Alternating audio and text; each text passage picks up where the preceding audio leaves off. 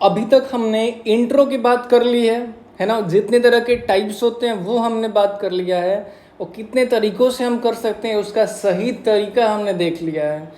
ठीक है। सो अब हमारा जो नेक्स्ट चीज़ है वो है how to write the body of a nation. So कुछ बंदे होंगे कि जस्ट लाइक कि जेलर के रजनीकांत, ये मेरे बाएं हाथ का खेल है, this is my left hand games. ठीक है। अपना इंट्रो तो फर्स्ट क्लास लिखा है भाई, बॉडी में तो कुछ भी चल जाएगा, कोई ज़रूरत नहीं है। सी बॉडी भी एक, बॉडी में अपने मार्क्स को बूस्ट करने की बहुत अच्छी अपॉर्चुनिटी होती है जो मैं आपको बताऊंगा।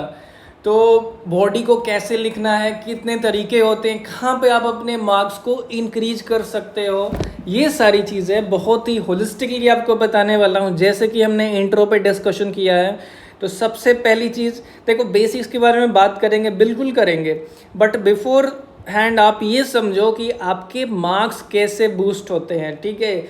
आप जब भी ऐसे लिखते हो तो बॉडी में आप कैसे अपने मार्क्स को बूस्ट कर सकते हो, फिर ये आपके बाएं हाथ का खेल जरूर बन जाएगा। जैसे ये वीडियो खत्म होगी तब आप कह सकते हो कि हाँ यार ये तो मेरे बाएं हाथ का खेल है, बट अभी आप समझो कि क्या क्या ज़रूरतें होती हैं।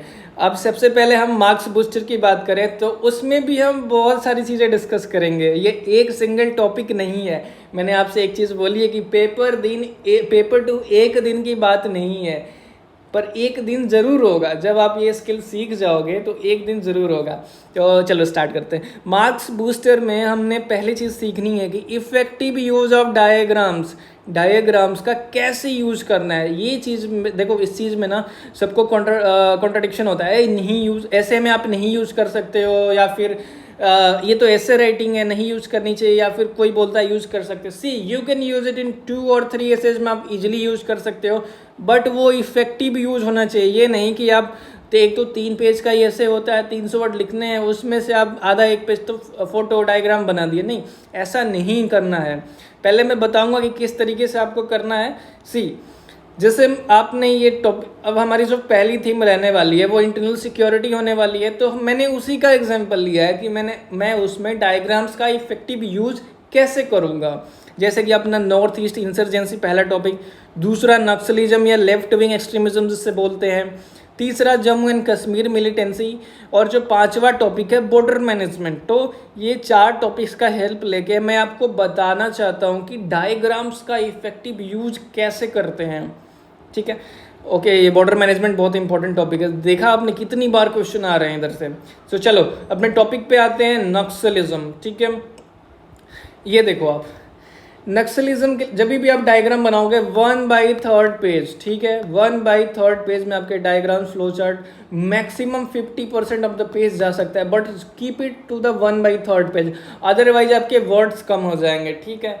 तो ये देखो नक्सलिज्म का आप जब बनाने जा रहे हो तो मैंने दिखाया इसमें कि रेड कॉरिडोर जो कि श्रिंक हो रहा है, या जो रेड कॉरिडोर में नक्सलिज्म अफेक्टेड एरियाज हैं वो कहाँ कहाँ पे हैं। जैसे कि बिहार का मुजफ्फरपुर गया, मैंने यहाँ पे एरो करके दिखा दिया। अब ये जो एरियाज है, जैसे कि मैंने इसको किया है, तो यहाँ पे मैं बता रहा हूँ कि झारखंड का हजारीबाग है, सिंहभूम डिस्ट्रिक्ट है, छत्तीसगढ़ का बस्तर एंड दंतेवाड़ा है, उड़ीसा का कोरापुट एंड बोलनगीर है, महाराष्ट्र का यहाँ पे गढ़चिरौली है, tri junction of Karnataka, Kerala, Tamil Nadu, this is also. सो ये जो left wing Naxalism affected areas हैं, तो आप ऐसे करके कुछ अपने डायग्राम्स बना सकते हो। सी ये कितना अच्छा लग रहा है। तो इस तरीके से अगर आप करोगे तो आपके डायग्राम्स को देख के आपके मार्क्स आधा एक नंबर ऐसे इंक्रीज हो जाएंगे। कुछ इस तरीके से डायग्राम्स को इफेक्टिवली यूज करना है। चलो एक दो और एग्जांपल दिखाता हूँ। जैसे कि north east insurgency, I hope आपको ये क्लियरली दिख रहा होगा। तो नॉर्थ ईस्ट इंसर्जेंसी, आप देखो यहाँ पे डायग्राम मैंने यहाँ पे 7 sister states of north east को ऐसे दिखा दिया है। बहुत अच्छी डायग्रामेटिक स्किल्स नहीं है मेरी। और एक चीज़ ये भी ध्यान रखना कि जब आप डायग्राम बना रहे हो तो 1-1.5 मिनट में बन जाना चाहिए। ऐसा नहीं कि आप 4 मिनट और डायग्राम भी बनाते जा रहे हो, पेपर भी तो ख़त्म करना है भाई। तो देखो 7 स्टेट्स, और मैंने यहाँ पे दिखा दिया भूटान है, इधर चाइना, इधर बांग्लादेश, इधर म्यांमार है। ठीक है। अब देखो कि मुझे दिखाना है कि नॉर्थ ईस्ट इंडियन बॉर्डर्स और उनके इंसर्जेंट ग्रुप्स को, फिगर जो भी है, फिगर लिख के आप ऐसे दिखाओगे और बाद में इस डायग्राम को बॉक्स में पुट करोगे। तो यहाँ पे देखो ये डेंस फॉरेस्ट बॉर्डर होता है ना, पूरा का पूरा ये जो बॉर्डर है बहुत डेंसली फॉरेस्टेड है। यहाँ पे एफएमआर है क्योंकि फ्री मूवमेंट रिजीम है, तो यहाँ पे जो बेसिकली इंसर्जेंट ग्रुप्स का है, मूवमेंट हो जाता है through out the international border, जैसे कि NSCN का प्लान, उल्फा हो गया। उल्फा ने अभी तो ट्राइपार्टाइट डील भी साइन कर दी है यूनियन गवर्नमेंट के साथ, बट स्टिल आप दिखा सकते थे। मीटीज हो गई, अराकन्स हो गए। सो ये दिखाओ कि हाँ ऐसे इंसर्जेंट ग्रुप्स मूव करते हैं। फिर अब मैंने दिखा दिया कि यहाँ पे गोल्डन ट्रायंगल का भी रेलिवेंस है, जो कि म्यांमार, थाईलैंड एंड लाओस का होता है। तो यहाँ से मूवमेंट ऑफ रिफ्यूजीज भी मैंने दिखा दिया, यहाँ से ड्रग कार्टेल भी जाता है। तो इस तरीके से जब मैं अपने बॉडी को एड्रेस कर रहा हूँ और बार बार इस चीज़ों का नाम लूँगा, रिफ्यूजीज का, फ्री मूवमेंट रिजिम का, गोल्डन ट्रायंगल का, तो वो फिगर से इसको सपोर्टिंग मिलेगा। तो इस तरीके से आपको कुछ दिखाना है। और ये तो कंक्लूजन की बात थी। जब DNA अप्रोच हम यूज़ करते हैं ना, डायलॉग, नेगोशिएशन, एक्शन, तो लिखने के बजाय आप ऐसे डायग्राम के थ्रू भी दिखा सकते हैं। तो अभी आप इसको भूल जाओ, इसकी अभी कुछ ज़रूरत नहीं है, लेकिन ये देखो आप कि यहाँ से आप कुछ नॉर्थ ईस्ट इंसर्जेंसी को ऐसे दिखा सकते थे थ्रू द डायग्राम। तो आपको इफेक्टिव यूज समझ में आ रहा होगा कि कैसे हम डायग्राम्स को यूज़ करते हैं। एक और मैं आपको दिखाता हूँ, जैसे कि देखो मैंने पहले भी बताया कि मेरी डायग्रामेटिक स्किल बहुत अच्छी नहीं है। जैसे तैसे मैंने बनाया है इंडिया का मैप, जम्मू एंड कश्मीर। तो इसको देखते हैं। इस फिगर में मैंने दिखाया है कि union territory of Jammu and Kashmir, Ladakh and its disputed region. तो जितने भी चीज़ें हैं, जैसे कि POK, गिलगिट बाल्टिस्तान, अक्साई चीन हो गया, LAC हो गया, LOC हो गया, सारी चीज़ें मैंने दिखाई हैं। और इसका रेलिवेंस गोल्डन क्रिसेंट से दिखाया है, जो कि इसको याद करने का तरीका है PAI, P से पाकिस्तान, A से अफगानिस्तान, I से ईरान। तो यहाँ से कैसे drug trafficking and other illegal activities, organise crime, ये सारी चीज़ें होती हैं। तो ये जब मैं अपने आंसर्स में वो सारी कीवर्ड्स को यूज़ करूँगा तो उसका रेलिवेंस इस डायग्राम से आएगा। दैट्स वाई इस तरीके से आपको कुछ अपने डायग्राम्स को यूज़ करना है। लास्ट में इसको अपने बॉक्स में पुट कर देना है। कीप इन माइंड 1/3 पेज तक ही आप लिमिटेड रहो, है ना। और जल्दी बना दो, आर्टिस्ट नहीं बनना है, जल्दी बना दो, क्योंकि लिखना भी है भाई। तो इस तरीके से डायग्राम। अब एक बॉर्डर मैनेजमेंट का भी आप देख लो। ये तो सिंपल सा है, जैसे कि आपने दिखा दिया कि इंटरनेशनल बॉर्डर्स कहाँ कहाँ पे हैं। तो अफगानिस्तान, पाकिस्तान है, ये सारी चीज़ें आपने दिखा। लैंड बॉर्डर कितने, मैरीटाइम बॉर्डर कितने हैं। तो इस तरीके से कुछ आप यूज़ कर सकते हो, ठीक है। तो जैसे मैंने यहाँ पे आपको दिखाया कि मैं 4 टॉपिक्स पे दिखाऊंगा, तो आप ये समझ रहे होगे कि डायग्राम्स को कैसे यूज़ करना है। एंड ये देखने में भी अच्छा लग रहा है ना। और साफ़ सुथरा बनाओगे तो नंबर क्यों नहीं मिलेगा, और उसका रेलिवेंस भी होना चाहिए, नहीं कि बस इंडिया का मैप बना के छोड़ दिया। तो ऐसा नहीं करना भाई, ठीक है। अब यहाँ पे मैं कुछ डिस्क्लेमर बनाना चाहता। अच्छा, ये फोटो आपने देखी होगी, नहीं देखी तो गेम चेंजर वाले स्टूडेंट्स हैं वो तो देख ही लेंगे। सिंपल सी बात बता रहा हूँ, ये डायग्राम मुझे बनाने में ऑलमोस्ट 30 मिनट से ज़्यादा लगा था, ठीक है। तो उतने में तो ऐसे भी ख़त्म हो जाएगा। ये मत बनाने लग जाना, आर्टिस्ट नहीं बनना है आपको, ये डिस्क्लेमर याद रखना, आर्टिस्ट नहीं बनना है। जो भी डायग्राम बनाओगे 1 से 1.5 मिनट में फिनिश कर देना, 1/3 पेज में रखना। सो डिस्क्लेमर ध्यान में रखना, आर्टिस्ट नहीं बना। वैसे ही देखने में बहुत अच्छा, इसको बनाने में बहुत मेहनत लगी थी और एक्चुअली बहुत अच्छा दिख भी रहा है ना।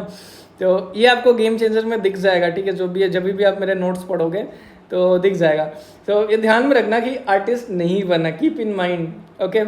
चलो, तो पहली चीज़ मैंने बताई जहाँ से आपके मार्क्स बूस्टर्स होंगे, वो थी इफेक्टिव यूज ऑफ डायग्राम्स, ठीक है। अब आपको समझ में आ गया होगा कि डायग्राम्स को कैसे इफेक्टिवली यूज़ करना है। ऐसा नहीं कि कुछ भी बनाए जा रहे हैं, मतलब ज़बरदस्ती पेज भरे जा रहे हैं, ठीक है। तो देखो यार, आंसर राइटिंग कुछ ऐसी चीज़ है ना, जब आपको मज़ा आने लगता है, जब आपको समझ में आ जाता है, तो आपको लगता है कि यार मेरे पास तो अपॉर्चुनिटी है कि मैं हर जगह अपने मार्क्स इंक्रीज करा सकता हूँ। और मार्क्स क्यों नहीं इंक्रीज होंगे भाई, बिल्कुल होंगे मार्क्स, ठीक है।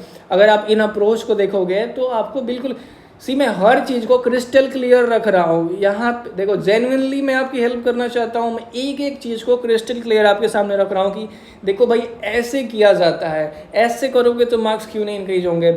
इट्स नॉट लाइक कि मैं बीटिंग अबाउट द बुश कर रहा हूँ, पर्दे के पीछे हूँ and all this thing. No, आपको जो भी इशू आता है आप मुझे बता सकते हो। I will make a separate video on that. मतलब अगर कोई भी पेपर 2 का टॉपिक है, कुछ चीज़ें हैं जो आपको नहीं समझ में, कमेंट सेक्शन में बताओ यार, मैं तो बिल्कुल बना दूंगा। I am here to help you out. और जो पहली चीज़ थी ऐसे राइटिंग, ये मुझे कवर करनी थी, जो मैं कवर कर रहा हूँ। सो चलो, ज़्यादा ये डिस्कशन नहीं करते हैं, अपने टॉपिक पे आते हैं। तो आप देखोगे कि पहला चीज़ हमने यूज कर दूसरी चीज़ यूज करनी है, use of flow charts, graphs and model. दूसरी चीज़ जो आपके मार्क्स को बूस्ट करेगी वो होती है फ्लो चार्ट्स ग्राफ्स, मॉडल। सबसे पहले फ्लो चार्ट की बात करते हैं। तो आप सोच रहे होगे अचानक यहाँ रोहित शर्मा एंड विराट कोहली कैसे आ गया। मैं आपसे ये तो नहीं पूछना चाहता कि इसमें से आपका दो फेवरेट प्लेयर कौन सा है, रोहित शर्मा है कि विराट कोहली है। यार मेरे दोनों ही फेवरेट है, ठीक है, इसमें कंपैरिजन मत करना। तो ये क्यों लगाया मैंने, देखो रोहित शर्मा का जो पुल शॉट होता है वो गो टू शॉट होता है भाई, बंदे को दिखी नहीं हाफ ट्रैकर की पुल मार देता है। विराट कोहली को आगे की गेंद दिखी नहीं कि कवर ड्राइव मार देता है। तो किसी किसी का वो गो टू शॉट होता है, जैसे कि मैंने बताया उस जिसको बोलते हैं यूनिक सेलिंग पॉइंट, ठीक है। तो जी ये जो फ्लो चार्ट है ये मेरा यूनिक सेलिंग पॉइंट था, मतलब कभी भी मैं तो नींद में भी बनाता था। तो ये मैं बताऊंगा कि मैं कैसे करता हूँ, ठीक है। तो ये चीज़ समझो, अब आपको भी अपनी यूनिक सेलिंग पॉइंट देखनी। मैं इतने एग्जाम्पल्स दे रहा हूँ, मैंने बताया भी ना कि आंसर राइटिंग जो चीज़ होती है वो एक पर्सनलाइज होती है। आंसर राइटिंग में चॉइस होता है, आंसर राइटिंग में थोपा नहीं जाता है, ठीक है। तो ये चीज़ समझो आप। तो अब देखो फ्लो चार्ट कैसे बनाने हैं, अब मैं दिखाता हूँ आपको। यार इतने एग्जाम्पल है मैंने भर दिए ना कि आप देखते देखते थक जाओगे कि फ्लो चार्ट बंदा कैसे बनाता था। इसलिए मैं बता रहा हूँ कि ये मेरी यूएसपी थी और एक गो टू शॉट था। जैसे मैं दिखाता हूँ आपको, अगर आपको कोई गवर्नमेंट स्कीम है PM 7 पॉइंट एक्शन प्लान दिखाना है, देखो यहाँ पे कीवर्ड्स में यूज़ करता हूँ हर जगह, पर ड्रॉप मोर क्रॉप, ठीक है। तो इस तरीके से आप कुछ फ्लो चार्ट बना के एक डायग्राम में डाल सकते हो, एक बार में बहुत सारी चीज़ें बता सकते हो। जैसे नेशनल ग्रीन हाइड्रोजन मिशन हो गया, कहीं भी मुझे ग्रीन एनर्जी प्रोग्रेस दिखाना है तो ये मैं दिखा सकता हूँ ऐसे ऐसे करके, है ना। सी बहुत अच्छा लगता है, सारा जो भी फैक्ट डेटा एक साइड आ जाता है ना। इस चीज़ों पे आपके मार्क्स बूस्ट होते हैं। जैसे कि गवर्नमेंट इनिशिएटिव, जनरली मैं फ्लो चार्ट गवर्नमेंट इनिशिएटिव्स के लिए बनाता था क्योंकि बहुत सारी इनिशिएटिव रहती थी। और इसमें ना देखो प्रॉब्लम क्या है ना, CAPF वाले जो ऐसे आती है, बस ये 300 वर्ड का ऐसे है और 300 वर्ड में आपको सारे डायमेंशंस भी कवर करने हैं, आपको वर्ड्स भी वेस्ट नहीं करना है, आपको government initiative, conclusion, solution, introduction सब कुछ लिखना है। और इट इज़ वेरी, ये इसीलिए पेपर टफ हो जाता है। देखो किसी किसी का तो पेपर मतलब वो आंसर राइटिंग नहीं आती, लेकिन जब आप आंसर राइटिंग सीख जाओगे ना, तो जब मेरे स्टूडेंट सीख जाते थे तो स्टार्टिंग 1 महीने बाद उनको लगता था उनके ऐसे 400-400 वर्ड भागने लगते थे। यही प्रॉब्लम आती है कि 300 वर्ड में आप कैसे अपने आंसर राइटिंग को कंडेंस करोगे। उसके लिए आपको डायग्राम्स, फ्लो चार्ट्स, कीवर्ड्स तो बहुत इंपॉर्टेंट है भाई। बिना कीवर्ड्स के आप, फॉर एग्जांपल मैं एग्जांपल दूँ आपको नेबरहुड बताना है, जैसे कि इंडिया की जो नेबरहुड है, ठीक है। तो वहाँ पे आप लिखोगे कि troubled, easy and volatile neighbourhood. तो यहाँ से जहाँ पे आप इसको समझाने वाले थे, ये 3 कीवर्ड यूज़ करके उसको आप समझा दिए, तो उसको डिफाइन करने की ज़रूरत नहीं है, वो खुद एग्जामिनर को समझ में आ जाए। चलो वो आगे के सेशन में बात करेंगे, जैसे कि कीवर्ड का टाइम आएगा तो। But let's come to here, कैसे मैं फ्लो चार्ट्स बनाता था। तो ये देखो कुछ इस तरीके से, गवर्नमेंट इनिशिएटिव लिया, लिख दिया make in India defence procurement, PM गति शक्ति प्लान हो गया, स्टार्टअप इंडिया हो गया, PM मित्र। अब देखो फिर यहाँ पे कीवर्ड आ गया PM मित्रा में हमारा फोकस कहाँ पे, जो टेक्सटाइल के लिए स्कीम आई थी 5F पे फोकस है, farm to fibre to factory to fashion to foreign. See कितना अच्छा लगता है ये, जब आप कीवर्ड यूज़ करते हो लगता है कि हाँ बंदे में, देखो जो कीवर्ड होते हैं ना, ये जो अरे चलो इसको अलग ही टॉपिक में डिस्कस करेंगे। जो अकेडमिक कीवर्ड होते हैं ये ऐसा, देखो पहले भी मैंने बोला आंसर राइटिंग आपके एकेडमिक बैकग्राउंड से डिफाइन नहीं होती, ये आप भी सीख सकते हो और मैं सिखाऊंगा आपको, ठीक है। जो भी कोर्स में है ये आपको करना पड़ेगा, ज़बरदस्ती आपको सीखना पड़ेगा। एंड ट्रस्ट मी 4 महीने में तो आप प्रो बन जाओगे। तो अब जैसे इस तरीके से फ्लो चार्ट्स यूज़ करने हैं, कुछ नए डिज़ाइंस आप यूज़ कर लिए, जैसे अगर आपको 4 याद आ रहे हैं। पर फ्लो चार्ट यूज़ करने के लिए सबसे पहली बात है आपके दिमाग में क्लैरिटी होनी चाहिए, क्लैरिटी ऑफ थॉट होना चाहिए। ये नहीं कि बना लिया फिर तो पॉइंट ही याद नहीं आ। जैसे कि साइबर सिक्योरिटी को डील करने के लिए इनिशिएटिव्स क्या क्या हैं, तो ये सारी चीज़ 4 इनिशिएटिव्स हमने बता दिए हैं, ठीक है। अब जैसे किस चीज़ के कॉज है, कॉज को दिखाना है, causes of international terrorism and global cooperation, ऐसे करके कुछ ऐसे था। तो कॉजेज ऑफ टेररिज्म को मुझे बताना था, तो मैंने फट से बता दिया कि ये 3 4 5 6 कॉजेज है। और देखो जहाँ भी मैं कॉज बता रहा हूँ ना, वहाँ पे एग्जाम्पल देके इसको एक जस्टिफाई कर रहा हूँ। कीवर्ड है पाकिस्तान स्टेट स्पॉन्सर टेररिज्म, ये सारी चीज़ें होगी। Social identity crisis, radicalisation, ostracisation at individual level. आप आराम से वीडियो पॉज करके पढ़ सकते हो। मैं बस यहाँ पे एक चीज़ समझाने वाला हूँ कि कैसे आप डायग्राम के बाद ये फ्लो चार्ट्स का यूज करने वाले हो, ठीक है। कुछ ऐसे भी नए नए अपने तरीके निकालो यार, कैसे आप यूज कर सकते हो। How social media can be use positively, तो मेरे पास 4 टॉपिक थे, ये बता दिए। जब मैं सोचता हूँ कि मेरे पास और टॉपिक निकल सकते हैं तो मैं ऐसे बनाता हूँ। जब मेरे पास पता होता है कि यार 4 ही टॉपिक है, तब मैं डायग्राम बना देता हूँ, कुछ ट्रायंगल, कुछ ये क्वाड्रिलेटरल या फिर पेंटागन हेक्सागन बना के बताता हूँ। तो आपके पास अगर क्लैरिटी है तो बनाओ, अगर क्लैरिटी नहीं है तो कुछ ऐसा यूज कर सकते हो ताकि अगर एक और पॉइंट आए तो आप यहाँ पे ऐसे लिख दो, यहाँ पे ऐसे करके लिख दो, ठीक है, तो इसमें प्रॉब्लम नहीं होती है। अब जैसे ये हो गया, आपको बॉर्डर मैनेजमेंट की बात करनी थी, तो एक छोटा सा ऐसे टॉपिक बना दो ना, बॉर्डर मैनेजमेंट अपनी जो सिक्योरिटी फोर्सेस करती हैं, सीएपीएफ का करके, बीएसएफ, सीआरपीएफ, एसएसबी, आईटीबीपी, जो अपनी मेन जो 5 बॉर्डर मैनेजमेंट, मेन जो 5 सीएपीएफ है उसमें से कुछ बॉर्डर मैनेजमेंट है, तो ऐसे करके बता दो। ये इंडो पाकिस्तान बॉर्डर में बीएसएफ है, इंडो बांग्लादेश बॉर्डर में है, और आईटीबीपी इंडो चाइना के लिए, SSB Indo Nepal, Indo Bhutan के लिए। तो ये कितना अच्छा लगेगा एग्जामिनर को कि भाई इतने इतने क्रिस्प में एक छोटा सा बस 1/3 पेज यूज किया, उसमें इसने बता दिया सब कुछ। अब इसको लिखोगे तो इतना मोनोटोनस लगेगा कि अरे यार ये तो सेम ही नॉलेज है, सब परोस रहे हैं। परोसने का तरीका सीखो भाई, इस तरीके से आप परोसोगे तो एग्जामिनर भी खुश होगा कि हाँ यार इस तरीके से मुझे लग रहा है कि हाँ कुछ तो नया किया है बंदे ने, अपने तो एफर्ट लगाए हैं। फिर मैं बता रहा हूँ जैसे कि डिफेंस, इंडियन डिफेंस मैन्युफैक्चरिंग पे मैं एक ऐसे प्रैक्टिस कर रहा था, तो वहाँ पे इंडिया के इनिशिएटिव्स क्या थे, तो मुझे बहुत सारे प्रोजेक्ट्स याद आ रहे थे। अब मैं इन प्रोजेक्ट को कॉमा कॉमा करके लिखूंगा तो वो भी मोनोटोनस हो जाएगा, ऐसा लगेगा कि बहुत ज़्यादा कंटेंट मैंने भर दिया है। लेकिन इसमें देखोगे तो कंटेंट, इसमें देखो प्रेजेंटेशन मेरी अच्छी हो गई है और मैंने कंटेंट भी ज़्यादा भर दिया, तो उसको मतलब सामने वाले को समझ में नहीं आएगा। जैसे देखो इंडिया के इनिशिएटिव्स क्या हैं, डिफेंस मैन्युफैक्चरिंग है, प्रोजेक्ट आकाश तीर, प्रोजेक्ट हिम शक्ति, स्प्रिंट इनिशिएटिव, और उनके बारे में छोटी छोटी चीज़ें लिख दी 2-2 लाइन में कि हाँ क्या क्या है। प्रोजेक्ट 15 है, 15B, 75 आई, बहुत न्यूज़ में था ये। फिर मैंने कुछ एग्जाम्पल बता दिए। तो इस तरीके से भाई अगर करोगे तो आपके जो ये देखो, इस चीज़ को आपको सीखना पड़ेगा। जब आप प्रैक्टिस करोगे ना तो ये अपने आप फ्लो चार्ट बनने लगेंगे। तो ये मैं बता रहा हूँ गो टू शॉर्ट। जब मेरे पास तीन चीज़ें याद आती हैं, ये मुझे लग रहा है कि कॉमर्शियलाइजेशन और प्राइवेट सेक्टर पे मैं ऐसे लिख रहा था तब की बात है। तो इंडिया क्या क्या इनिशिएटिव से मुझे 3 याद आया, तो फट से ट्रायंगल बना के बता दिया, और इसके बारे में साइड में मैंने लिख दिया कि हाँ यार यहाँ से आप देख सकते हो थोड़ा थोड़ा सबके बारे में। जैसे स्पिन इनिशिएटिव तो स्पेस एंटरप्रेन्योरशिप के लिए है। अब इसके बजाय मैं कॉमा लगा लगा के सबको एक्सप्लेन करूँ तो एक तो इससे वर्ड्स भी कंज्यूम हो जाएंगे, और अब इवन ये बहुत जल्दी बन जाता है, शॉर्ट में बन जाता है, आपका स्पेस का भी यूटिलाइजेशन हो जाता है, आपका टाइम भी बच जाता है। सच में अगर आपको लग रहा है ना कि इसको बनाने में टाइम लगता है, तो ट्रस्ट मी बहुत जल्दी बनता है। इवन जब तक आप लिखोगे तब तक ये बनकर रेडी हो जाएगा, एंड यहाँ से आप एक आध नंबर एक्स्ट्रा तो फेच कर ही सकते हो। कुछ और तरीका बता सकते हैं, जैसे कि कुछ advantage, role of arm forces in disaster management जब मैं लिख रहा था, जो CISF 2019 का क्वेश्चन था, तो उसके एडवांटेजेस में कुछ बता रहा था कि क्या क्या एडवांटेजेस कुछ थे। तो नेशनल लेवल पे, ग्लोबल लेवल पे मैं बता रहा था, तो ऐसे डिस्टिंग्विश कर दिया। ग्लोबल लेवल पे देखो कीवर्ड्स देखो, सॉफ्ट पावर है ना, कीवर्ड देखो ग्लोबल साउथ साउथ कोऑपरेशन, ये मैं सिखाऊंगा आपको। जैसे ही IR कराऊंगा आपका, मतलब IR में इतने सारे जो भी कीवर्ड्स है ना, आप यूज करना सिखाऊंगा मैं आपको, तो आपको कोई प्रॉब्लम नहीं। Sagar doctrine, security and growth for all in the region, ये लिखने के बजाय आपने सागर डॉक्ट्राइन लिख दिया, एक बार में हो गया। Neighbourhood first policy, see this keyword very important. India is a net security provider in IOR, see this keyword. तो अगर आप ऐसे कीवर्ड यूज करोगे जो अकेडमिक कीवर्ड हैं, और बस आपको इसको दिखाना है, तो आपको नंबर क्यों नहीं मिलेगा। ठीक है, इधर आप दिखा सकते हो नेशनल लेवल पे, तो मैं बस आपको दिखा रहा हूँ फ्लो चार्ट कैसे यूज़ करना है। कीवर्ड पे तो हम बहुत डिटेल में डिस्कशन करेंगे। अब जैसे आपके पास 5 टॉपिक है, तो आपने पेंटागन दिखा दिया। जैसे कि इंडिया का रोल ब्लू इकोनॉमी में क्या है, तो ब्लू इकोनॉमी में जो प्रोजेक्ट सागरमाला प्रोजेक्ट हो गया, प्रोजेक्ट मौसम हो गया, IOR का जो इंडिया है एक फाउंडिंग मेंबर है, ब्लू रिवोल्यूशन हो गया, डीप ओशन मिशन हो गया। जहाँ ज़रूरत पड़ी वहाँ पे लिख दिया, जहाँ ज़रूरत नहीं है बताने की, जैसे ब्लू रिवोल्यूशन ओशंस के लिए है, तो ज़रूरी नहीं है लिखने का। तो यही एक फ़ायदा होता है। अब मैं बता रहा हूँ कि आप, मैं एग्जाम्पल दिखाते दिखाते ख़त्म नहीं होगा, आप बोर हो जाओ, बोलोगे कि अरे यार नेक्स्ट तरीका बता दो। See it is very important, मैं दिखा रहा हूँ क्योंकि इसको यूज़ करना बहुत ईजी है। जैसे कि आप इसको भी आप पॉज करके देख सकते हो, है ना।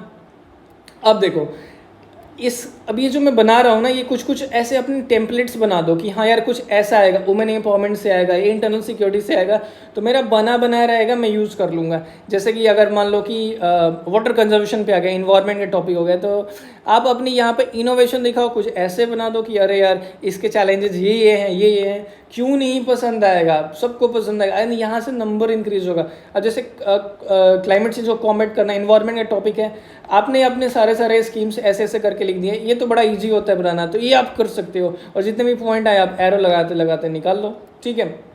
देखो प्रॉब्लम नहीं है कि आपके पास बहुत नॉलेज है, नॉलेज को प्रेजेंट करना आना चाहिए। जैसे मेरे साथ है, मेरे पास बहुत ज़्यादा नॉलेज नहीं है बट मैं उस नॉलेज को कंज्यूम करके प्रेजेंट करने आता था। दैट्स वाई मेरा फर्स्ट अटेम्प्ट में क्लियर हुआ, दैट्स वाई AIR 73 आया, डिस्पाइट डेट कि मेरे पास बहुत सारे शॉर्ट कमिंग था पेपर 2 में, अदरवाइज वो नंबर बहुत ज़्यादा होते हैं। तो इस तरीके से आप अपने रेडी टेम्पलेट्स बना सकते हो जो आपको हेल्प करेंगे। जैसे कि कुछ ऐसा, देखो ऐसा तो यूज़ नहीं करना, ये मैंने अपने नोट्स में बनाया था ताकि मुझे याद हो जाता है, इसलिए मैं अपने नोट्स में बनाता हूँ। तो इस तरीके से मैंने लाइफ साइकिल अप्रोच यूज़ किया था मिटिगेटिंग क्लाइमेट चेंज इम्पैक्ट। तो ये बस याद करने के लिए था, इतना नहीं बनाना है अदरवाइज टाइम भी कंज्यूम होगा एंड इसका ज़्यादा बेनिफिट नहीं होगा, पेज पूरा का पूरा भर जाएगा। तो मैं जस्ट बता रहा हूँ कि छोटे छोटे कीवर्ड 1/3 पेज में आप अपने इन्वेंट कर सकते हो, अपनी टेम्पलेट्स रेडी करो यार, आपके माइंड में फिट हो जाएगा। और अपने नोट्स भी कुछ ऐसे ही बनाओ ताकि वहाँ पे भी आपका जो आंसर है, देखो अपने नोट्स को ऐसे स्ट्रक्चर करना है, इंट्रो लिखना है, बॉडी लिखना है, कंक्लूजन लिखना है। जैसे ही आप अपने थीम्स कवर करोगे, सब थीम्स कवर करोगे, तो अपने नोट्स में ये वाले फ्लो चार्ट, ऐसे ऐसे फ्लो चार्ट आप बनाओ ताकि वो आपके दिमाग में फिट रहेगा। बस एग्जाम में जाना है और वहाँ पे बस लिख देना है, ठीक है। ऐसा मत सोचना ना कि एग्जाम में जाऊंगा मैं कुछ नया सोचूंगा, कुछ नया बनाऊंगा, क्या ये एग्जाम में बन पाएंगे? बहुत मुश्किल है, ठीक है। तो ये अपने टेम्पलेट्स आपको रेडी करना है। तो दैट्स वाई आपको अंडरस्टैंडिंग होगी क्यों ये मेरा पुल शॉट था, क्यों ये मेरा कवर ड्राइव था, है ना। तो ये मेरा गो टू शॉट था, USP थी। तो आपको भी अपनी USP जनरेट करानी है। तो this is the use of flow chart. और फ्लो चार्ट के बाद से मुझे लगता है कि फॉर्मूला और डायग्राम्स की बात आती है, ग्राफ्स एंड मॉडल्स की बात आती है। तो आप बॉडी में ग्राफ्स और मॉडल्स कैसे यूज़ करोगे, ये हमारे एक स्टूडेंट की है। तो देखो इस तरीके से वो कुछ मॉडल, इंडियन आर्म फोर्सेस पे मैंने दिखाया ना, बहुत सारे क्वेश्चन आते हैं, strategic thinking and timely action, role of Indian arm forces in nation building, making Indian arm forces attractive to youngster. तो इसमें कीवर्ड है इंडियन आर्म फोर्सेस। तो ऐसा क्यों हो कि जैसे इंडियन आर्म फोर्सेस को डिफाइन करने की जगह एक साइड में बना दो बॉक्स में कि इंडियन आर्म फोर्सेस क्या होती है। तो इन्होंने ऐसे कुछ बना दिया है, क्या क्या आती हैं उसमें, सारी चीज़ें इन्होंने बता दी है। तो इस तरीके से आप अपना जो पेज है, जो टाइम है, वो आप बचा सकते हो। जो 300 वर्ड है ना, उसको इफेक्टिवली यूज़ करने आना चाहिए, अदरवाइज वही मीडियोकर नंबर मिलेंगे। फिर अगर पेपर क्लियर भी होता है पेपर 2, तो क्या पता आप मेरिट में नहीं आओगे। अगर मेरिट में भी आ जाते हो तो आपकी जो फर्स्ट प्रेफरेंस है वो नहीं मिलेगी। तो ये तमाम तरह की पॉसिबिलिटीज़ बन सकती हैं। तो इसीलिए मैं बता रहा हूँ कि आप यहाँ ऐसे ऐसी चीज़ें यूज़ करके देखो, ये वही नॉलेज है जो आपके पास भी होगी, लेकिन दिखाने का तरीका है। अगर आप ऐसे दिखा पाते हो, प्रेजेंट कर पाते हो। आंसर राइटिंग एक तरह से देखा जाए तो प्रेजेंटेशन पे भी डिपेंड करती है। अगर आपकी प्रेजेंटेशन स्किल्स बहुत अच्छी है तो आप कम नॉलेज पे भी ज़्यादा मार्क्स स्कोर कर सकते हो उस बंदे से जिन्होंने 3-4 अटेम्प्ट दिए हैं, बहुत सारा नॉलेज है और आप फर्स्ट अटेम्प्ट में प्रिपेयर कर रहे हो, बट आपकी प्रेजेंटेशन स्किल अच्छी है, आपने चीज़ों को ग्रास्प कर लिया है, आपको आंसर राइटिंग आती है, तो आप इस एग्जाम को क्लियर कर जाओगे ईजिली। और अब तो वैकेंसीज भी बड़ी ज़्यादा आ रही हैं पिछले 2 साल से। तो don't take any load of it. अब देखो, जैसे ही मैंने बताया कि कैसे मॉडल्स यूज़ कर सकते, ग्राफ्स भी यूज़ कर सकते हो। इस तरह की मॉडल्स यूज़ करो ना, जैसे कि ये जो फिगर है वुमेन पार्टिसिपेशन इन जुडिशरी दिखाना है, ठीक है। तो ये नेशनल जुडिशियल डेटा ग्रिड का ये एक्चुअली है डेटा।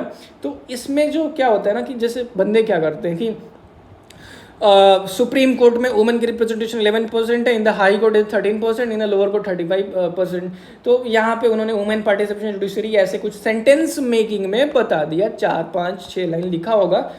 अब एक और बंदा है, थोड़ा सा स्मार्ट वर्किंग है, प्रेजेंटेशन स्किल्स पे काम कर रखा है, वो क्या करेगा, एक ट्रायंगल अप्रोच लेगा, क्योंकि ये ऊपर जाते जाते ये कम हो रहा है, तो 35% दिखा दिया, 13% दिखा दिया, 11% दिखा दिया। अब ये यहाँ पे उससे भी एक स्मार्ट बंदा है, वो बोल रहा है कि नहीं मैं तो यहाँ पे कीवर्ड भी यूज़ करूँगा। जैसे जैसे आप जा रहे हो वहाँ पे इसके लिए कीवर्ड होता है लीकिंग पाइपलाइन सिंड्रोम। जैसे कि पाइपलाइन लीक नहीं करती है, पहले 35% था उसमें वाटर कंटेंट, अब लीक हो गया और पानी 13% पानी बचा है, अब और पानी लीक हो गया, 11% बचा है, तो इसको बोलते हैं लीकिंग पाइपलाइन सिंड्रोम। ट्रस्ट में ये कीवर्ड्स मैं आपको बताते रहूँगा कोर्स में, नो प्रॉब्लम एट ऑल, आप अभी समझो इसको। तो इस तरीके से आप कुछ अपनी प्रेजेंटेशन कर सकते हो। तो आपको समझ में आया होगा कि ग्राफ्स, मॉडल, फ्लो चार्ट्स, ये सारी चीज़ें कैसे यूज करनी है। हमने 2 चीज़ों पे डिस्कस कर दिया है जो आपके मार्क्स बूस्टर हैं, इफेक्टिव यूज ऑफ डायग्राम्स, फिर हमने बात की flow charts, graphs and models कैसे वर्क करनी है, फिर अब हम जो तीसरी चीज़ डिस्कस करने वाले हैं, आई होप फॉर्मूलाज हैं, ठीक है। देखो ऑनेस्टली स्पीकिंग ये चीज़ मैंने अपने आंसर्स में तो नहीं लिखी थी, बट अदर जो मेरे स्टूडेंट्स हैं उन्होंने लिखा, and it is a very unique model, बहुत हेल्प करता है। जैसे देखो आप, हाँ एक चीज़ है, जैसे ही आप इसको देख लोगे ना आपको भी अंदर से फीलिंग आ जाएगा, वाह वाह वाह क्या बात है। अब देखो जैसे लेफ्ट विंग एक्सट्रीमिज्म यानी नक्सलिज्म है, तो उसको दिखाना है, कुछ आपको चीज़ें दी, जैसे नोट से मैंने काट के दिखाया, डिस्टॉर्टेड डेवलपमेंट है ना, ऐसा डेवलपमेंट जो पैरेलल नहीं है, डिस्टॉर्टेड है, उसकी वजह से क्या होता है, लेफ्ट विंग नक्सलिज्म ये फ्यूल होती है। रिजॉल्व कैसे करोगे, सॉल्यूशन में मैं लिख रहा था, रिजॉल्व कैसे करोगे, इंक्लूसिव डेवलपमेंट। जब आप बॉडी में लिख रहे हो, ऐसे कंक्लूजन में लिख रहे हो, तो ये यूज करो भाई, ये गजब एक अलग ही इम्पैक्ट देता है। अगर आपकी राइटिंग हैंड राइटिंग बड़ी है तो ये लेफ्ट ऐसे आप मुड़ा लो और यहाँ लिख लो, तो कुल मिला के आपकी प्रेजेंटेशन पर डिपेंड करता है, ठीक है। या फिर आप फ्यूलिंग ऐसे करके यहाँ लेफ्ट में फिर ऐसे करके लिख सकते हो। तो आप अपनी प्रेजेंटेशन स्किल्स पे थोड़ा बहुत आप इन्वेंट करते रहो, उसको बार बार प्रैक्टिस करते रहो, कुछ नया देखते रहो। तो ये फॉर्मूलाज वाला मॉडल मैं जो आपको बता रहा था, तो ऐसे जैसे आपको दिखाना है, hard power plus soft power is equal to smart power. अब इसको सेंटेंस में देखोगे और अदरवाइज आप ऐसे लिखोगे, अंडरलाइन कर दोगे या फिर बॉक्स में कर दोगे, तो एग्जामिनर का सबसे पहले तो उस पर अट्रैक्शन जाएगा, दिमाग पहले देखेगा कि अरे बंदे ने क्या लिखा है।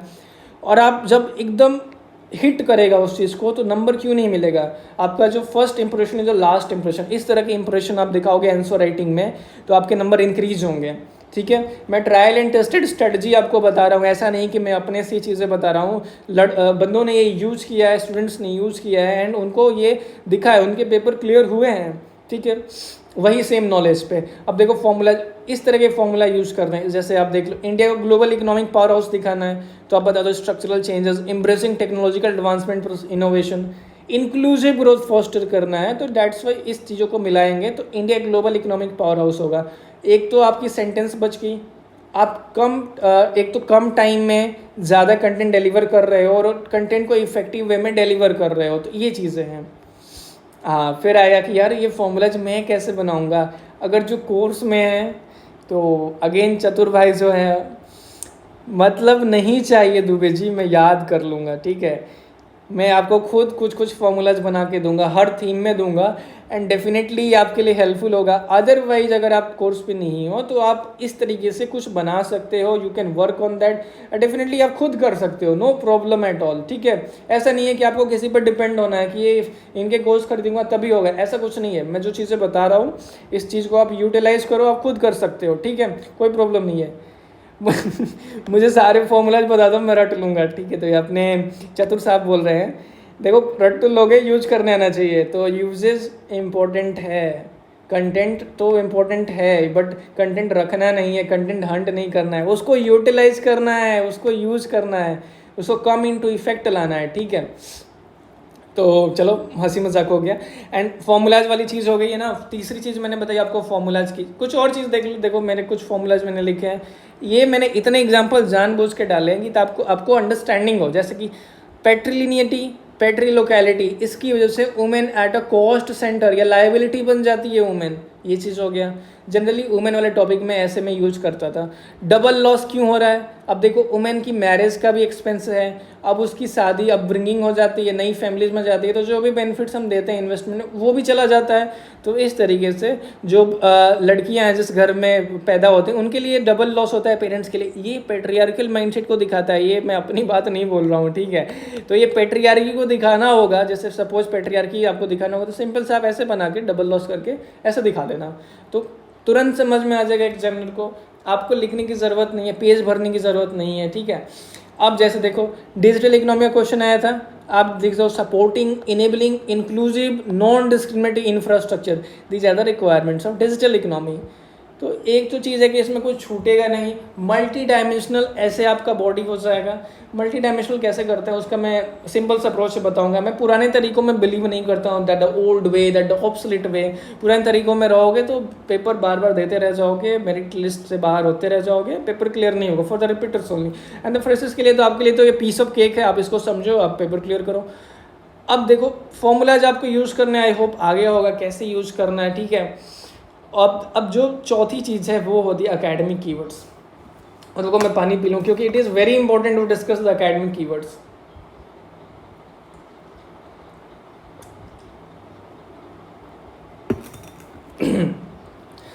हाँ देखो, बीच बीच में मैंने एकेडमिक कीवर्ड्स की बात की है, ठीक है। तो किसी को लगता होगा कि यार क्या ही बंदे लिख दिया, ये कहाँ से ला दिया इसने। तो that is a good question. I will say रट्टा मारो आगे बढ़ो, ठीक है।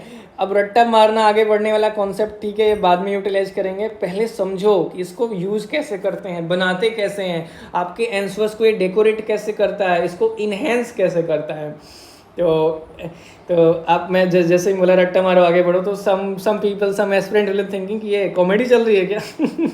Akshay Kumar will be saying that. So see, थोड़ी बहुत चीज़ें मीम्स मैंने डाली है ताकि ये सेशन बोरिंग ना हो। ऑलरेडी मुझे लग रहा है कि 1.5 घंटे का सेशन हो गया है। तो let's move to academic keywords, ठीक है। बहुत ही तवज्जो से सुनना, बहुत ही ध्यान से सुनना, क्योंकि ये भी मेरी यूनिक सेलिंग पॉइंट थी। बिना एकेडमिक कीवर्ड्स के मेरा ऐसे आंसर्स कंप्लीट नहीं होता था। मैं इसको इंट्रो में भी यूज करता था, बॉडी में भी यूज करता था, एंड इन कंक्लूजन ऑल्सो, ठीक है। तो हर जगह इसका यूटिलाइजेशन था। लेट्स स्टार्ट, ठीक है। तो मैं अपनी कॉपी पहले नहीं दिखा रहा हूँ, मैं पहले इस बंदे की कॉपी दिखा रहा हूँ। हाँ, ये कीवर्ड्स मैंने आपको दिखाया था पिछली बार, जैसे वुमेन इन लेजिस्लेचर। तो इस बंदे ने लिखा था कि वुमेन जो है, due to patriarchal mindset of our society, last in gender hierarchy as well as last in the generational hierarchy, ठीक है। तो दिस इज द कीवर्ड। ऐसे कुछ कीवर्ड्स आपको यूज करना है।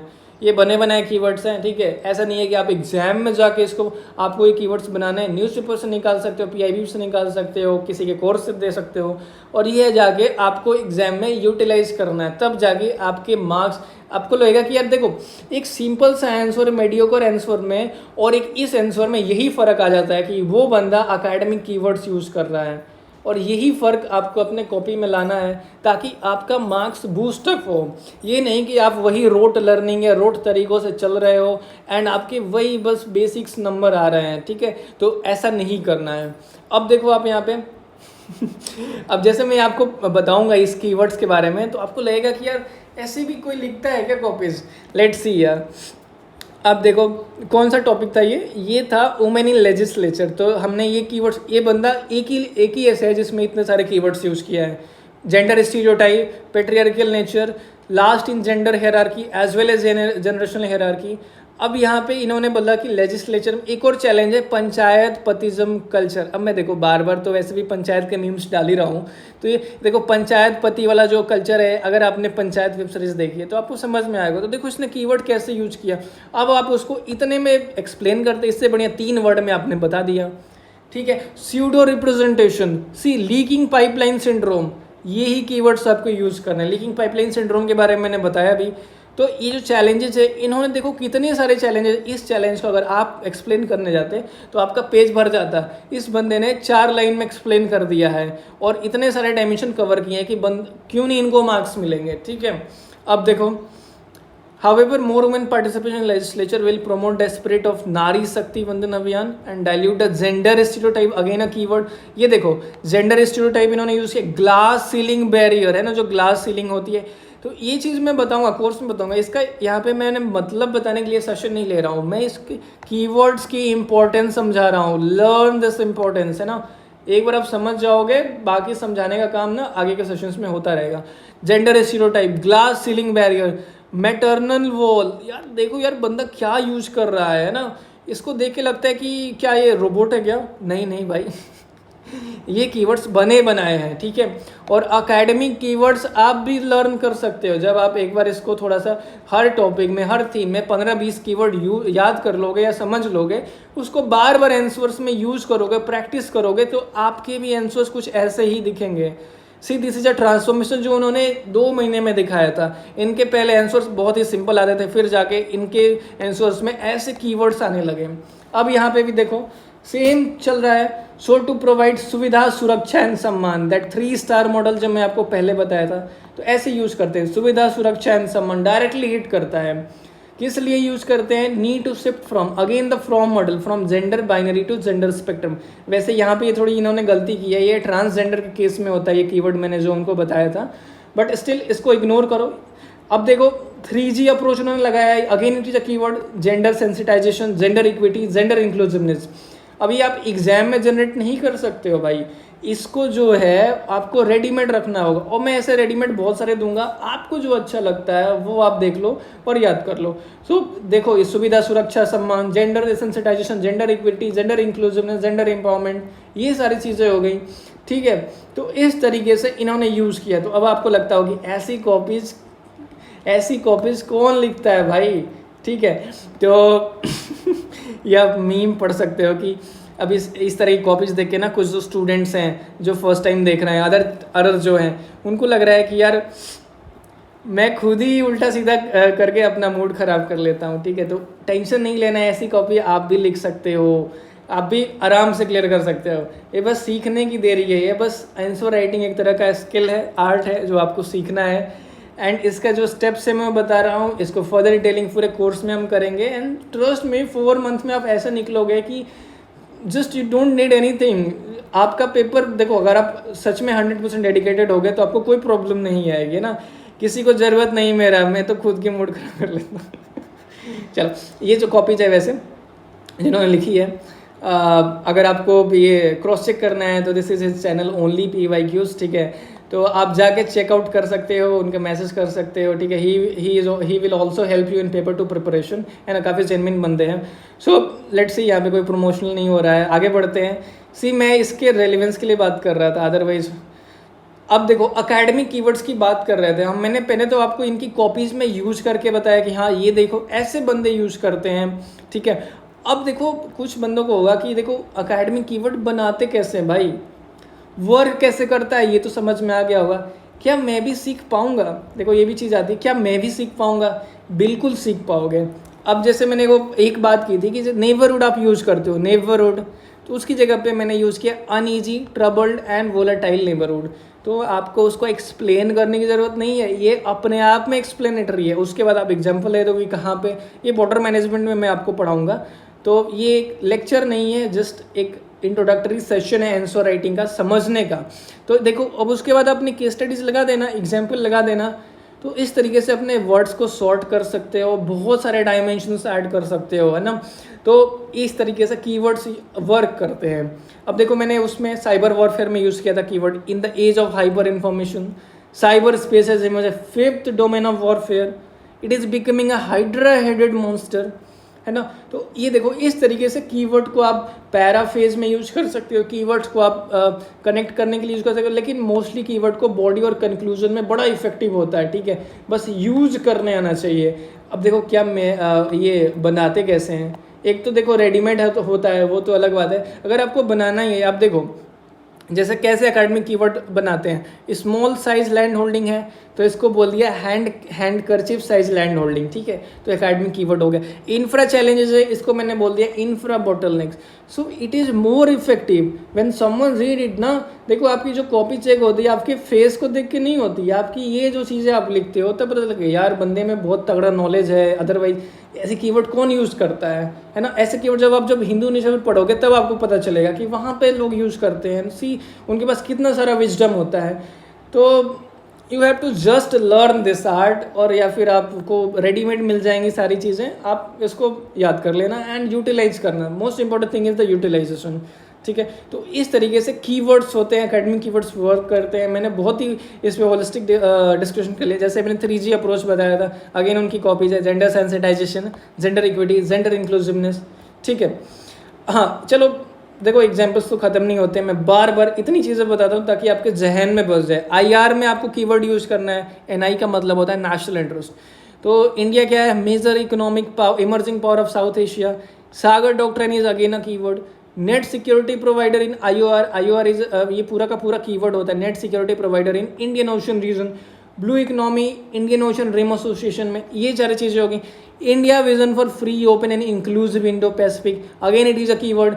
RBO यानी कि रूल्स बेस्ड ऑर्डर होते हैं। कैसे मैंने आप देखो यूज़ किया है अपने नोट्स को, ऐसे मैं नोट्स बनाता था। तो देखो इतने सारे कीवर्ड्स है, एक बस नेशनल इंटरेस्ट को मुझे जस्टिफाई करना था। अब देखो again neighbourhood first policy is keyword. Act east policy जब मैं यूज़ करता हूँ तो सिंपली एक्ट ईस्ट नहीं करता हूँ, एक्ट ईस्ट थ्रू 4C। अब 4C मॉडल यूज़ करूँगा, culture, commerce, connectivity and capacity building, तब जाके उसमें वजन आएगा। सॉफ्ट पावर डिप्लोमेसी कैसे करोगे इंडियन डायस्पोरा से, again keyword, global south south cooperation, think west policy, है ना, connect the Central Asia, H A D R क्या होता है, humanitarian assistant and disaster relief. अब आपको लग रहा होगा कि ये बंदा क्या ही बात कर रहा है। See this is the keyword, ये मैं आपको सिखा दूंगा। देखो इसका टेंशन मत लेना, बस मैं बता रहा हूँ कि ऐसे होते हैं कीवर्ड्स, आपको आंसर्स में ऐसे यूज करने हैं। जैसे India is emerging power in new global order आया था, तो मैं ये सारे कीवर्ड्स यूज करके आया था भाई, तभी उतने मार्क्स आए हैं ना। पार्डन में सो आदत नहीं है इतना लंबा पढ़ाने की। सो देखो ये ऐसे कीवर्ड्स आप यूज करोगे तब जाके आपके मार्क्स इंक्रीज होंगे। एक लगेगा कि हाँ यार एकेडमिक व्यू है बंदे का। तो देखो इस तरीके से मैंने आईआर का एग्जांपल दिया है। अब उन्हीं की कॉपीज देख लो। Two front threat from Pakistan and China is a keyword, है ना। तो जो हमारे पास टू फ्रंट वॉर का चैलेंज है, अब उसमें देखो पाकिस्तान का रोल क्या है, प्रॉक्सी वॉर प्ले करता है। Again it is a keyword, है ना। समझना पड़ेगा भाई, इसको जस्टिफाई इतना लंबा लंबा फेंकना नहीं है, 4-5 लाइन में खत्म कर। चाइना की पॉलिसी क्या है, salaming slicing strategy, piece by piece approach, जाके जमीन को मतलब इंडिया की टेरिटरी को हड़पना रहता है, तो इसको सलाइमिंग स्लाइसिंग स्ट्रैटेजी बोलते हैं। देखो इस तरीके से बंदे ने यूज किया है। अब देखो यहाँ से यहाँ इन्होंने कीवर्ड यूज किया, ये इनका एक डायमेंशन था, उसमें इन्होंने पाकिस्तान और चाइना की स्ट्रैटेजी को जस्टिफाई किया। लास्ट में जाते जाते इन्होंने एग्जाम्पल और केस स्टडीज भी बोल दिया। देखो गिलिड बाल्टिस्तान गलवान वैली डोकलाम में जो हुआ था वही हो रहा है। तो जिस चीज़ को आप पेज भर के लिखते हो उस चीज़ को 6 लाइंस में बंदे ने ख़त्म कर दिया। तो इस तरीके से कीवर्ड का रोल होता है। आपको डायमेंशन जनरेट करना मैं सिखा दूंगा, बट इस तरीके से आप कीवर्ड को यूज़ करते हो। तो आई होप आपको ये समझ में आ गया होगा कि अकेडमिक कीवर्ड्स कैसे यूज़ करते हैं, ठीक है। और ये भी आप सीख सकते हो ना। अगर खुद से नहीं बनाना है, रट्टा मारो, आगे बढ़ो। चलो अब हमारा जो नेक्स्ट जो फ्रॉम मॉडल है, इसको देख के बाबू भैया बोल रहे हैं फिर से आ गया रे बाबा, तू जा। मैंने इंटरव्यू में बताया कि फ्रॉम मॉडल कैसे यूज़ करते हैं, ठीक है। अब ये फ्रॉम मॉडल आपकी बॉडी में भी यूज़ होता है। आपको समझना पड़ेगा कि एक ही चीज़ को हम घुमा घुमा के डाइवर्स ऐसे बना रहे हैं। तो अब बाबू भैया बोल रहे हैं कि इनका ये स्टेटमेंट है, अब इसको तो गेम बजाना पड़ेगा। चलो इसका गेम ख़त्म करते हैं फ्रॉम मॉडल का, है ना। ये जो फिर से आया है समझते हैं। अब देखो इन्होंने कैसे अब ये देखो इन्होंने कैसे देखो फ्रॉम में इन्होंने यूज़ किया है, from construction of Gandhi Sagar dam जो कि नॉर्थ में है, टू नागार्जुन सागर डैम जो कि साउथ में है। इंडिया की जो नेट सोन एरिया है, जो डैम से जो पानी जाता है उसकी वजह से जो नेट सोन एरिया है जो कि 43% ऑफ टोटल जोग्राफिकल एरिया है वो इंक्रीज हुई है, जिसकी वजह से फूड प्रोडक्शन इंक्रीज होगा। एंड इंडिया ने 2023 को इंटरनेशनल ईयर ऑफ मिलेट्स बता दिया है। तो कुछ फूड सिक्योरिटी एग्रीकल्चर का टॉपिक होगा, मुझे याद नहीं है, तो उन्होंने ऐसे कुछ लिखा था। तो ये उनकी कटिंग्स है। देखो उन्होंने किस तरीके से, सिंपल सी चीज़ें हैं। देखो मतलब ये इट इज़ अ स्किल, ये सीखना पड़ेगा। ये भी आपको पता है, ये सारी चीज़ें पता है, लेकिन इसको फॉर्मेट देखो बंदे का। फॉर्मेट इन्होंने ऐसे डाला है कि from this to that India की नेट सोन एरिया बढ़ी है, प्रोडक्शन बढ़ेगा, और 2023 को इंटरनेशनल ईयर ऑफ मिलेट्स घोषित किया गया है। तो इन्होंने इस तरीके से अपने पॉइंट जस्टिफाई कर दिए हैं। तो ऐसे सीखना है बॉडी में, लेकिन बॉडी में हम उतना यूज़ नहीं करते हैं। ज़्यादातर मैं इसको इंट्रो में और कंक्लूजन में भी यूज़ करता हूँ। ये we will discuss from model in conclusion section in greater detail. मैं बता रहा हूँ ग्रेटर डिटेल में। तो ये आपको मीम फिर से देखना पड़ सकता है। तो kindly keep the patience with me. एक एक चीज़ बहुत ही माइन्यूटली कवर कर रहे हैं, बहुत ही तवज्जो से बता रहा हूँ कि हाँ ऐसे लिखा जाता है, ऐसे आपके आंसर्स 1 महीने में 2 महीने में एकदम गेम चेंजिंग बन सकते हैं, गजब का इम्प्रूवमेंट आ सकता है, पेपर क्लियर किया जा सकता है। ये सारी चीज़ें हो गई। तो देखो अगेन हम बात कर रहे थे फ्रॉम मॉडल की ना।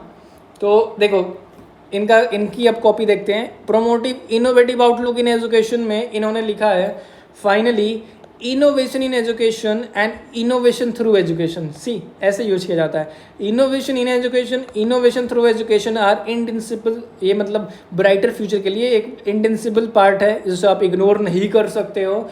एंड इसे अवेलेबल कराना चाहिए। जो एजुकेशन में आप इनोवेशन कर रहे हो, ये जो होता है माइक्रोस्कोपिक ग्रुप के लिए नहीं, मैक्रोस्कोपिक लेवल पे, मैक्रोस्कोपिक पॉपुलेशन के लिए इंक्रीज करना चाहिए। सी इन्होंने कैसे फ्रेम किया है, दिस इज फ्रेमिंग, ये फ्रेमिंग आपको सीखना पड़ेगा। अगेन फिर वो फ्रॉम मॉडल यूज करते हैं।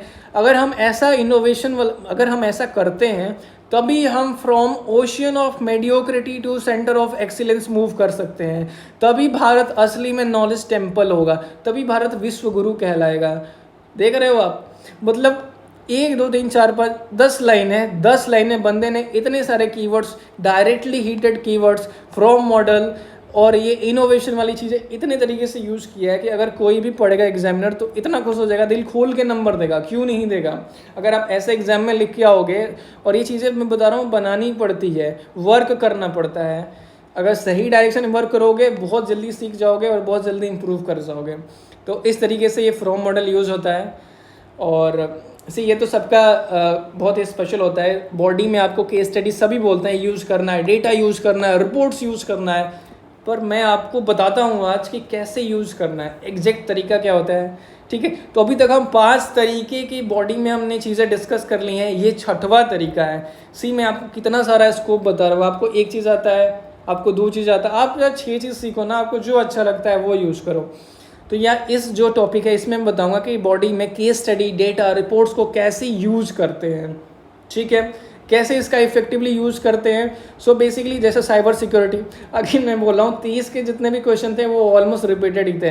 30 वाले में साइबर सिक्योरिटी में पूछा था, साइबर क्राइम में पहले भी क्वेश्चन आ चुका था CISF में, एंड साइबर अटैक फिर पूछा गया। PYQ इज़ वेरी इंपॉर्टेंट, आपको इसका रेलिवेंस पता करना है तो मैंने जो वीडियो बनाई थी फॉर द पेपर 2 स्ट्रैटेजी वो आप जाके देख सकते हो। ट्रस्ट में बहुत ही इन्वेस्टिंग टाइम होगा जो आपके जो बुद्धि है उसको खोल देगा, जो भ्रम है उसको तोड़ देगा। तो चलो टॉपिक पे आते हैं, केस स्टडीज़, डेटा, रिपोर्ट्स को कैसे यूज़ करना है।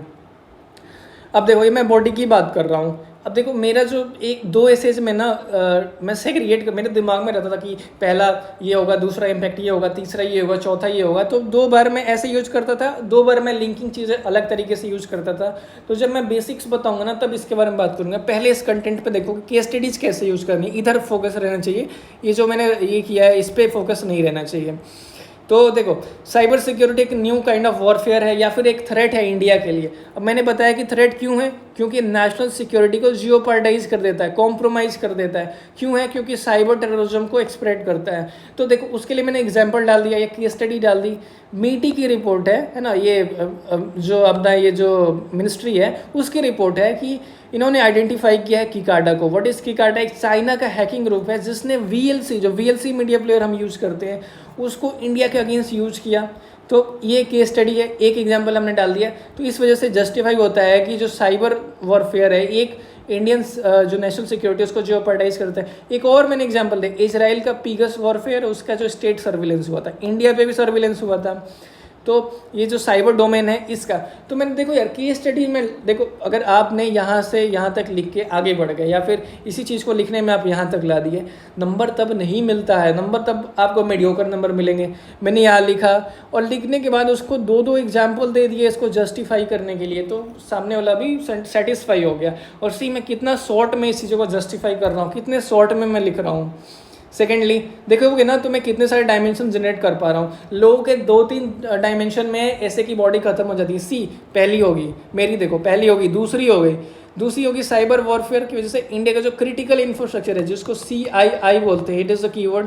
तो ये इसके लिए ग्रेव चैलेंज है। क्यों है, कैसे है, तो उसका एग्जांपल मैंने दे दिया कि कुंदाकुलम का जो न्यूक्लियर पावर प्लांट अटैक हुआ था वो एग्जांपल है, स्नाउडिन रिवोल्यूशन हुए था वो एग्जांपल है। तो देखो एग्जाम्पल देना है, देखो इसको जस्टिफाई नहीं करना है, इतना कम है 300 वर्ड का ऐसे है, दिस इज़ अ प्रॉब्लम, तो 300 वर्ड में लिखना है तो आपको ऐसे ही लिखना पड़ेगा, बहुत ज़्यादा जस्टिफिकेशन नहीं करना है। फिर मैंने तीसरा पॉइंट दिया कि देखो साइबर अटैक प्रॉब्लम क्यों है या फिर थ्रेट क्यों है, क्योंकि रैंसमवेयर अटैक बढ़ रहे हैं, या DDO डिनायल जो अटैक्स होते हैं, इसको मुझे फुल फॉर्म में लिखना चाहिए था बट आप लिख सकते हो, DDoS अटैक्स फुलफिल हो रहे हैं। एग्जाम्पल आपने मैंने फिर से दिया, देखो जो भी पॉइंट दे रहा हूँ ना वहाँ पे केस स्टडी डेटा में लगा रहा हूँ। तो यहाँ पे डेटा दिया कि एम्स का जो रैंसमवेयर अटैक हुआ था ना उसमें 40 मिलियन हेल्थ रिकॉर्ड कॉम्प्रोमाइज हो गए थे। सी कितने शॉर्ट में यूज़ कर रहा हूँ मैंने अभी तक 3 पॉइंट जनरेट कर दिया। अब देखो 4th पॉइंट आता है मेरा। अब मैं बोल रहा हूँ कि साइबर क्राइम भी तो बढ़ रहा है इसकी वजह से। और उसमें मोस्ट वल्नरेबल ये सेक्शन है। तो मैंने यहाँ पे अब रिपोर्ट डाल दी, पहले मैंने केस स्टडी डाला, फिर डेटा डाला। अब देखो यहाँ रिपोर्ट जस्टिफाई किया कि एनसीआरबी की रिपोर्ट कहती है कि 6% साइबर क्राइम सर्च हो गया प्रीवियस ईयर से।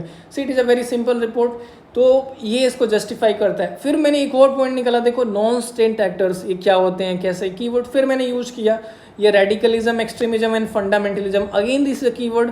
तो देख रहे हो ऐसा लग रहा है कि ये कॉपी एकेडमिक किसी एकेडमिक बंदे ने लिखी है, ठीक है। तो ये आप भी लिख सकते हो और इतने सारे डायमेंशन जनरेट कर सकते हो।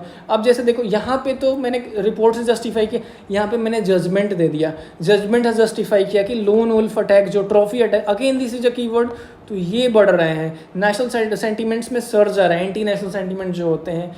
तो आप देख रहे हो कि मैंने 5 डायमेंशन जनरेट किए हैं, हर में मैंने एग्जाम्पल डाला।